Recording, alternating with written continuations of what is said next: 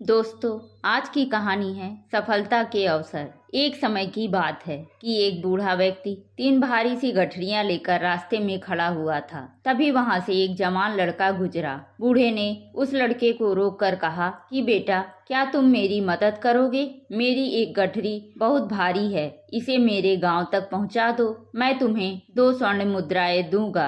लड़के ने कहा कि मैं आपकी मदद करने के लिए तैयार हूँ।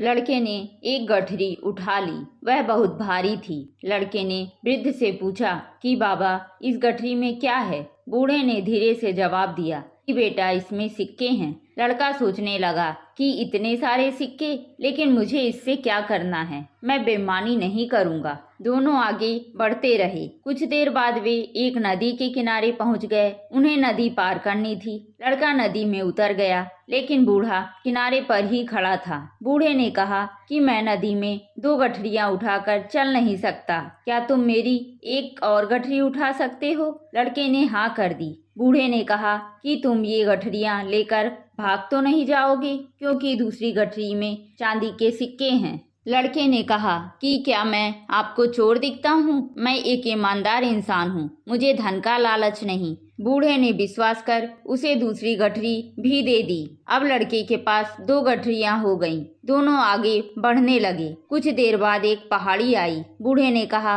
कि बेटा, मेरी ये तीसरी गठरी भी तुम ही ले लो, लेकिन भागना मत, क्योंकि इसमें सोने के सिक्के हैं। लड़के ने कहा कि आप चिंता ना करें, मैं लालची नहीं हूँ। बूढ़े ने तीसरी गठरी भी उस लड़के को दे दी। अब वह लड़का तेजी से चलने लगा। बूढ़ा काफी पीछे रह गया। लड़के ने सोचा कि अगर मैं ये तीनों गठरियां लेकर भाग जाऊंगा तो मेरी गरीबी खत्म हो जाएगी। बूढ़ा तो मुझे पकड़ भी नहीं पाएगा। ये सोचकर वह तीनों गठरियां लेकर भाग गया। बूढ़ा पीछे से चिल्लाता रहा, लेकिन लड़के ने पीछे मुड़कर नहीं देखा और बूढ़े की नजरों से अंतर्ध्यान हो गया। लड़के ने घर पहुंचकर गठरियां खोली तो उसमें मिट्टी के सिक्के थे। ये देखकर वह हैरान रह गया। उसने सोचा कि उस बूढ़े ने मुझसे झूठ क्यों बोला। तभी उसे सिक्कों के साथ एक चिट्ठी भी रखी हुई दिखाई दी। उसने चिट्ठी निकालकर पढ़ी। चिट्ठी में लिखा था कि ये पूरा नाटक इस राज्य के खजाने की सुरक्षा के लिए, ईमानदार व्यक्ति की खोज के लिए